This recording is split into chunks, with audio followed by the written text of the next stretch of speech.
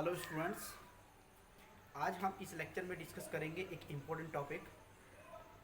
ये इतना important topic है कि हम किसी भी एग्ज़ाम में बैठें, गेट का एग्ज़ाम हो, ईएसई का एग्ज़ाम हो, नेट का एग्ज़ाम हो, या फिर हम जैम का कोई एग्ज़ाम दे रहे हों जो एमएससी बेस के लिए होता है, या फिर किसी भी एग्ज़ाम की प्रिपरेशन हम कर रहे हों, तो एडजॉइंट का अपना एक इम्पोर्टेंट रोल रहता है। मैट्रिक्स के एडजॉइंट की इतनी सारी प्रॉपर्टीज़ हैं कि उन प्रॉपर्टीज़ को याद रखना बहुत ज़रूरी होता है अपनी प्रॉब्लम को सॉल्व करने के लिए, क्योंकि ऑब्जेक्टिव क्वेश्चन को सॉल्व करना इन प्रॉपर्टीज़ से बहुत ही आसान हो जाता है।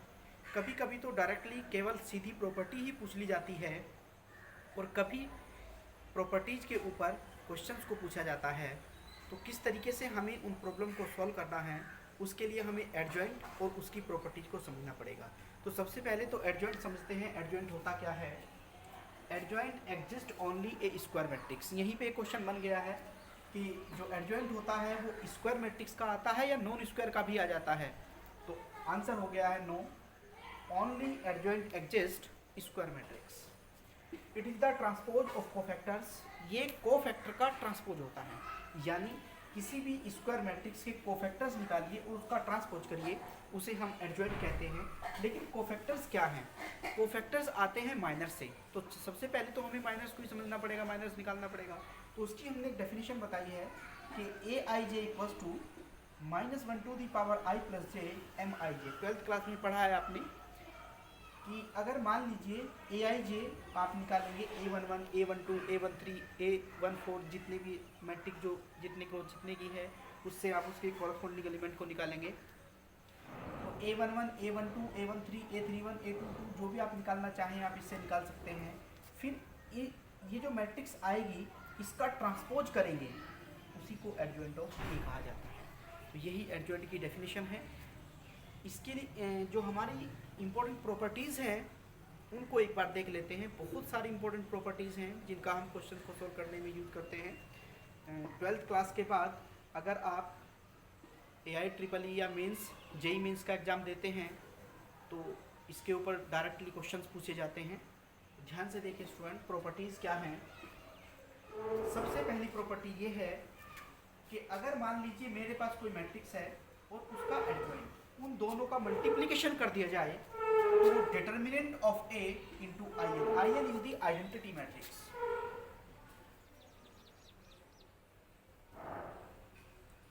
आई n is the identity matrix, मतलब दोनों के मल्टीप्लिकेशन के बराबर होता है। इसका मतलब ये है कि अगर मुझे मैट्रिक्स और उसके एडजॉइंट की मल्टीप्लिकेशन करनी हो तो मुझे ये सब कैलकुलेट करने की आवश्यकता नहीं होती। मुझे क्या करना है, मैट्रिक्स का डिटर्मिनेंट पता करूंगा और आई एन मतलब आइडेंटिटी मैट्रिक्स में उसका मल्टीप्लाई करूंगा।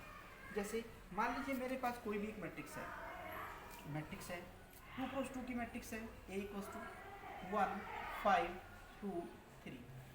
मुझे इसका एडजॉइंट निकाल करके ए के साथ मल्टीप्लाई करना है, तो मैं ये कैलकुलेशन नहीं करूंगा, मैं इसका डिटर्मिनेंट निकालूंगा। ए का डिटर्मिनेंट हो गया है 3 - 10 यानी -7।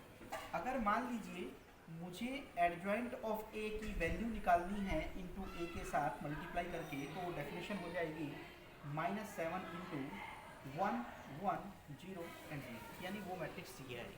तो हमें ये सब कैलकुलेट करने की आवश्यकता नहीं होती, डायरेक्टली हम इसको यूज कर सकते हैं। यहाँ पर ये भी समझ लेते हैं कि अगर ए और एडजॉइंट ए निकाला जाए तो वो हमेशा ही एक स्केलर मैट्रिक्स आती है, एक स्केलर मैट्रिक्स। इसके ऊपर भी क्वेश्चन बन सकता है कि A adjoint A is scalar matrix, non scalar, diagonal, symmetric, 4 option दे देगा, पूछेगा आपसे क्या मैट्रिक्स है, आपको बताना पड़ेगा matrix scalar, always scalar. Next एक प्रॉपर्टी है, प्रॉपर्टी नंबर 2। अगर एडजॉइंट ए का डिटर्मिनेंट निकाला जाए, अगर एडजॉइंट ए का डिटर्मिनेंट निकाला जाए तो determinant to the power n - 1 हो जाता है, यानी n is the number of rows and columns। क्योंकि मैट्रिक्स स्क्वायर है तो रो और कॉलम की संख्या n होती है, n क्रॉस n की मैट्रिक्स है। अगर मैट्रिक्स n क्रॉस n की है तो बस डिटर्मिनेंट निकालिए। ए मैट्रिक्स का एडजॉइंट का डिटर्मिनेंट निकालने की आवश्यकता नहीं है कि पहले ए का एडजॉइंट निकाले फिर डिटर्मिनेंट निकाले, ये सब करने की आवश्यकता नहीं है। मैट्रिक्स का डिटर्मिनेंट निकालेंगे और उसकी पावर n-1 यानी उसकी डायमेंशन में से एक कम करके डिटर्मिनेंट की पावर कर देंगे, उसकी वैल्यू हो जाएगी। अगर हमें एडजॉइंट ऑफ एडजॉइंट निकालना हो, मतलब एक बार एडजॉइंट निकाला उसका फिर से एडजॉइंट निकालना हो, तो determinant of A n-2 into A हो जाता है। मतलब बार बार एडजॉइंट निकालने की आवश्यकता नहीं है, एक लॉन्ग प्रोसीजर है। आपको क्या करना है, उस मैट्रिक्स का डिटर्मिनेंट निकालिए, डिटर्मिनेंट की पावर n-2 करिए और उस वैल्यू का मल्टीप्लाई उस मैट्रिक्स में कर दीजिए, आपको इसकी वैल्यू मिल जाती है। यहाँ पर ए इन्वर्टिबल मैट्रिक्स होना जरूरी है। अगर आप एडजॉइंट ए का ट्रांसपोज करें या ट्रांसपोज का एडजॉइंट निकालें, दोनों हमेशा बराबर ही होते हैं। पहले आप एडजॉइंट निकाल सकते हैं, ट्रांसपोज करेंगे, या फिर पहले ट्रांसपोज कर दें बाद में एडजॉइंट निकालें, दोनों बराबर ही वैल्यू आती है। अगर मान लीजिए ये कोई भी स्केलर है,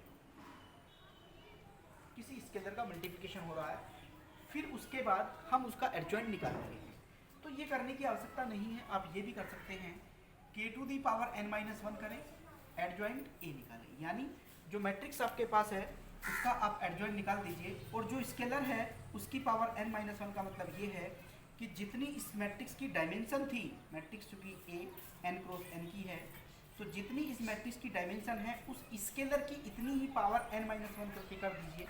एडजॉइंट में जब उसका मल्टीप्लाई होगा तो उस वैल्यू के ही बराबर आता है। एडजॉइंट a⁴n, यानी अगर हम a⁴m निकालें, मैट्रिक्स का बार बार मल्टीप्लिकेशन करें, जैसे a² निकालें, a³ निकालें, a⁻³ निकालें और फिर उसका एडजॉइंट निकालें, तो इससे अच्छा ये भी है कि एडजॉइंट निकाल करके भी हम पावर कर सकते हैं। मान लीजिए आपको मैट्रिक्स की 3 पावर निकालनी थी, एडजॉइंट उसके बाद निकालना था, तो पहले एडजॉइंट मान लीजिए आपके पास है, तो आप वहीं से भी उसकी पावर 2, 3, 4 जो करना चाहें वो कर सकते हैं। आइडेंटिटी मैट्रिक्स का अगर एडजॉइंट निकालें तो हमेशा आइडेंटिटी मैट्रिक्स ही आता है, इसमें कोई चेंज नहीं आता। तो क्वेश्चन इसके ऊपर आ सकता है कि आइडेंटिटी मैट्रिक्स का एडजॉइंट क्या होता है, तो हम बताएंगे आइडेंटिटी मैट्रिक्स का एडजॉइंट आइडेंटिटी मैट्रिक्स ही होता है। This is the null matrix. और नल मैट्रिक्स क्या होती है, जिसके सारे एलिमेंट 0 होते हैं। तो नल मैट्रिक्स का अगर एडजॉइंट निकाला जाए तो वो हमेशा नल मैट्रिक्स ही आता है। सबसे इंपॉर्टेंट प्रॉपर्टी, सबसे ज़्यादा बार क्वेश्चन इसके ऊपर पूछा जाता है, स्टूडेंट ध्यान देने वाली बात ये है, अगर एडजॉइंट का एडजॉइंट निकाल के उसका डिटरमिनेंट निकालें तो डिटरमिनेंट की power n-1 to the power 2 हो जाती है। मान लीजिए मेरे पास एक 3 क्रॉस 3 की मैट्रिक्स है, ये 3 क्रॉस 3 की मैट्रिक्स है। अगर मान लीजिए 3 क्रॉस 3 की मैट्रिक्स है और मुझे इसकी वैल्यू निकालनी है कि एडजॉइंट, फिर से एडजॉइंट और उसका डिटरमिनेंट, अगर मुझे इसकी वैल्यू निकालनी है तो मैं क्या करूं, इस मैट्रिक्स का केवल डिटरमिनेंट निकाल दूं, और चूंकि n मेरे पास 3 है तो 3 - 1 is 2, 2 का स्क्वायर कर दूं, यानी डिटरमिनेंट की पावर 4 कर देता हूं, तो मेरी value adjoint of adjoint A का डिटरमिनेंट की वैल्यू निकल जाएगी। तो बहुत आसान प्रॉपर्टी है, लेकिन सबसे ज़्यादा क्वेश्चन इस प्रॉपर्टी के ऊपर पूछा जाता है। स्टूडेंट ध्यान देने वाली प्रॉपर्टी है, तो इसे बहुत इंपॉर्टेंट तरीके से याद रखिएगा। अगर दो मैट्रिक्स का मल्टीप्लिकेशन हो, उनका एडजॉइंट निकाला जाए, तो अलग अलग एडजॉइंट निकाल के भी मल्टीप्लिकेशन कर सकते हैं, बराबर ही आता है। 4 प्रॉपर्टी बहुत इंपॉर्टेंट है, ऑब्जेक्टिव क्वेश्चन आ सकता है। ए इज सिमेट्रिक, एडजॉइंट भी हमेशा सिमेट्रिक आता है। अगर कोई मैट्रिक्स सिमेट्रिक है, सिमेट्रिक आप पिछली किसी वीडियो में हमने यूट्यूब पर हमारी वीडियो है उसमें देखिए, सिमेट्रिक क्या होता है, डायगोनल क्या है, ट्रायंगुलर क्या है, सिमिलर क्या है, सभी के बारे में हमने बताया है। तो अगर ए सिमेट्रिक है तो उसका एडजॉइंट भी सिमेट्रिक ही आता है। अगर ए डायगोनल है, मान लीजिए मेरे पास ए कोई डायगोनल मैट्रिक्स है, तो उसका जो एडजॉइंट है वो भी डायगोनल मैट्रिक्स ही आता है। अगर कोई ट्रायंगुलर मैट्रिक्स है, अपर ट्रायंगुलर हो या लोअर ट्रायंगुलर हो, तो जब हम एडजॉइंट निकालते हैं तो वो भी ट्रायंगुलर ही आता है। ए अगर सिंगुलर है, अगर ए सिंगुलर है, सिंगुलर का मतलब ये है कि मैट्रिक्स का डिटरमिनेंट 0 आया है। अगर मान लीजिए कोई मैट्रिक्स ऐसी है जो सिंगुलर है, जिसका डिटरमिनेंट 0 है, इन्वर्टिबल नहीं है, तो एडजॉइंट ए इज सिंगुलर, यानी उसका जो एडजॉइंट आएगा वो भी हमेशा सिंगुलर ही आता है, मतलब उसका डिटरमिनेंट भी हमेशा 0 ही आता है। अगर मैट्रिक्स पहले सिंगुलर है तो एडजॉइंट के बाद भी मैट्रिक्स सिंगुलर ही रहती है। स्टूडेंट, ये कितनी इंपॉर्टेंट प्रॉपर्टीज़ हैं कि क्वेश्चंस करने के लिए एग्जाम में अगर सारी प्रॉपर्टीज़ हमें याद हैं तो हम कोई भी प्रॉब्लम आसानी से लगा सकते हैं। इसके बाद नेक्स्ट वीडियो में हम ये भी डिस्कस करने वाले हैं कि डिटर्मिनेंट की इंपॉर्टेंट प्रॉपर्टीज़ क्या हैं। डिटर्मिनेंट की सारी प्रॉपर्टीज़ हम डिस्कस करेंगे।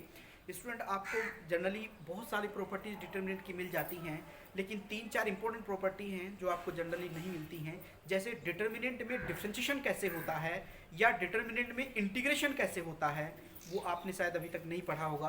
तो नेक्स्ट वीडियो में हम डिस्कस करेंगे। आप यूट्यूब पर हमारी ये वीडियो देख सकते हैं कि किसी भी डिटर्मिनेंट का डिफरेंशिएशन कैसे किया जाता है और किसी भी डिटर्मिनेंट को इंटीग्रेट कैसे किया जाता है, क्या उनकी प्रॉपर्टीज़ हैं। नेक्स्ट वीडियो में डिस्कस करने वाले हैं। Thank you very much.